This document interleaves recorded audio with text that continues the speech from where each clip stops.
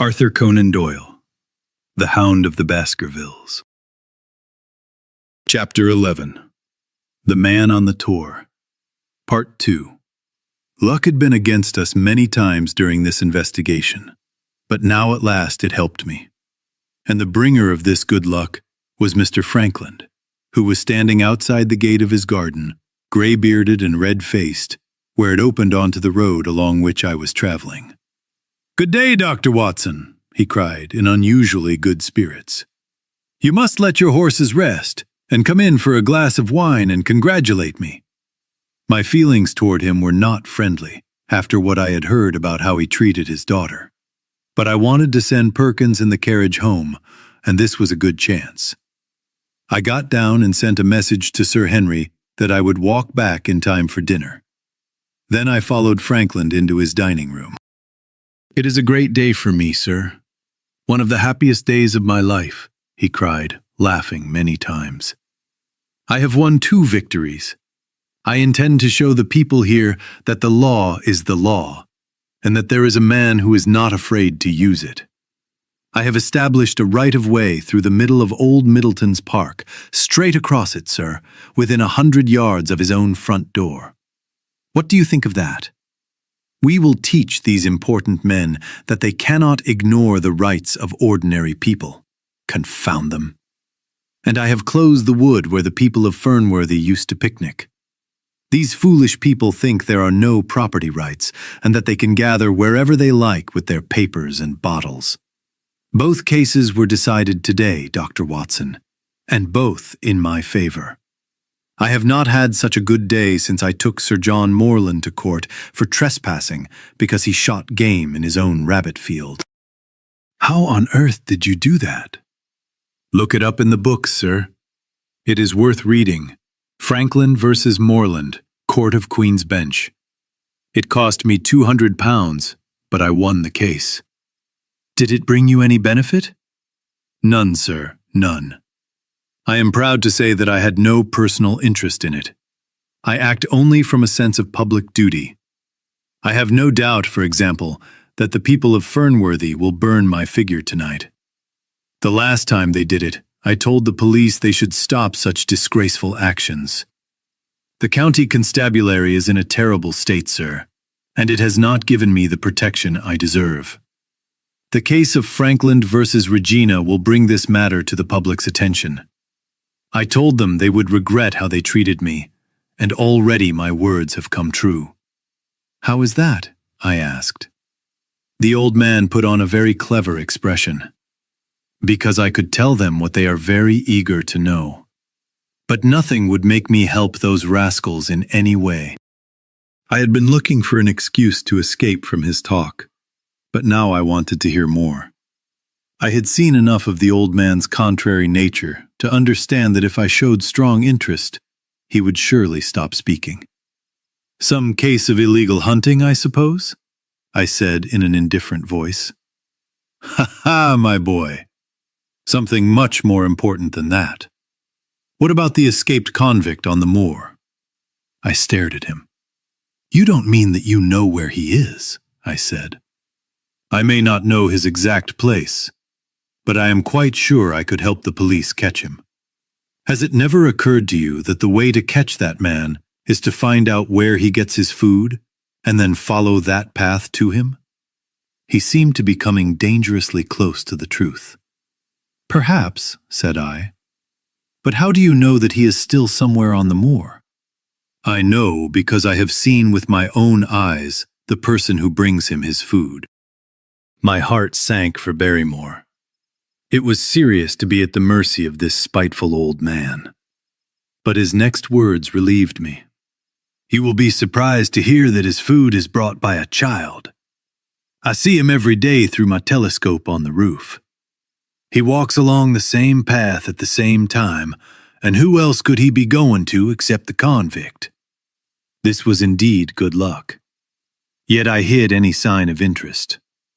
A child. Barrymore had said that our unknown man was supplied by a boy. It was his path, not the convict's, that Franklin had discovered. If I could use this information, it might save me a long and tiring search. But disbelief and indifference were clearly my best strategy. I should think it much more likely that it is the son of one of the shepherds on the moor taking his father's dinner. The smallest sign of disagreement made the old man angry. His eyes looked at me with hatred, and his gray whiskers stood out like those of an angry cat. "Indeed, sir," he said, pointing across the wide moor. "Do you see that black tor over there? And do you see the low hill beyond it, with the thorn bush on it? It is the stoniest part of the whole moor.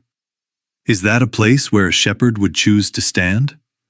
Your suggestion, sir, is completely absurd." I answered humbly that I had spoken without knowing all the facts. My submission pleased him and made him speak more freely. "You may be sure, sir, that I have strong reasons before I form an opinion. I have seen the boy again and again with his bundle. Every day, and sometimes twice a day, I have been able— But wait a moment, Dr. Watson. Are my eyes deceiving me? Or is there something moving on that hillside right now?" It was several miles away, but I could clearly see a small, dark shape against the dull green and gray background. "Come, sir, come!"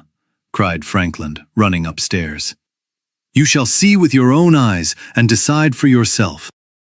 The telescope, a large instrument on a tripod, stood on the flat roof of the house. Frankland put his eye to it and gave a cry of satisfaction. "Quick, Dr. Watson, quick, before he goes over the hill." There he was indeed, a small boy, with a little bundle on his shoulder, slowly climbing the hill. When he reached the top, I saw his thin and rough figure clearly for a moment against the cold blue sky. He looked around him in a secret and cautious way, like someone afraid of being followed. Then he disappeared over the hill. "Well, am I right?" "Certainly. There is a boy who seems to be on some secret task. And what that task is, even a country policeman could guess. But they shall not hear one word from me, and I also demand that you keep this secret, Dr. Watson. Not a word. Do you understand?" "As you wish." They have treated me very badly. Very badly. When the facts come out in Franklin versus Regina, I believe the whole country will feel anger. Nothing would make me help the police in any way. For all they cared, it might have been me and not my figure that those rascals burned. "Surely you are not leaving. You must help me finish the wine in honor of this great day."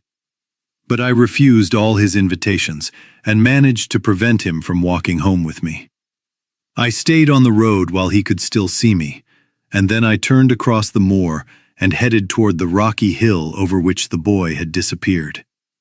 Everything was going well for me, and I promised myself that I would not lose this chance through lack of effort or determination.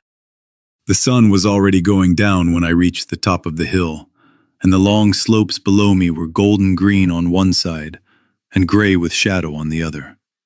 A mist lay low along the distant horizon, from which the strange shapes of Belliver and Vixentor rose. Across the wide land there was no sound and no movement. One large gray bird, a gull or a curlew, flew high in the blue sky.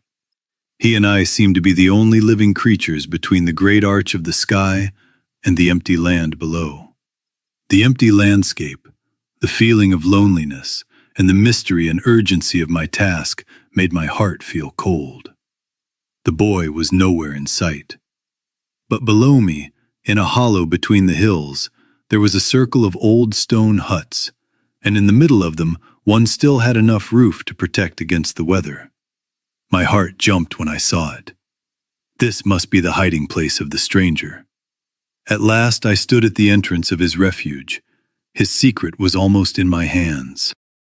As I moved toward the hut, walking as carefully as Stapleton would when he approached a butterfly with his net ready, I made sure that the place had indeed been used as a home. A faint path between the stones led to the broken opening that served as a door. Everything inside was silent. The unknown man might be hiding there, or he might be walking somewhere on the moor. My nerves trembled with excitement. I threw away my cigarette, held my revolver firmly, and quickly stepped to the doorway and looked inside. The place was empty, but there were clear signs that I had not followed a false clue. This was certainly where the man lived. Some blankets wrapped in waterproof cloth lay on the same stone slab where prehistoric man had once slept. The ashes of a fire were piled in a simple fireplace. Next to it were some cooking tools and a bucket half full of water. Several empty tins showed that someone had lived there for some time. And as my eyes grew used to the mixed light, I saw a cup and a half-full bottle of spirits in the corner. In the center of the hut, a flat stone was used as a table, and on it stood a small bundle of cloth. The same one, no doubt, that I had seen through the telescope on the boy's shoulder. It contained a loaf of bread, a tin of tongue, and 2 tins of preserved peaches. When I put it down again after examining it, my heart jumped as I saw that underneath it lay a sheet of paper with writing on it. I picked it up, and this is what I read, written roughly in pencil. Dr. Watson has gone to Coombe Tracy. For a minute I stood there with the paper in my hands, thinking about the meaning of this short message. It was I, then, and not Sir Henry, who was being followed by this secret man. He had not followed me himself, but had sent an agent, the boy perhaps, to watch me, and this was his report. Perhaps I had taken no step on the moor that had not been seen and reported. There was always this feeling of an unseen force, like a fine net thrown around us with great skill and care, holding us so lightly that only at some important moment did one realize that one was caught in it. If there was one report, there might be others, so I searched the hut for more. But there was no sign of anything else, and I could find nothing that showed the character or purpose of the man who lived in this strange place, except that he must live simply and care little for comfort.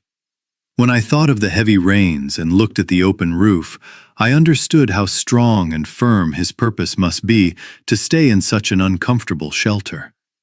Was he our evil enemy? Or was he perhaps our protector? I promised myself that I would not leave the hut until I knew. Outside, the sun was going down, and the west was shining with red and gold colors.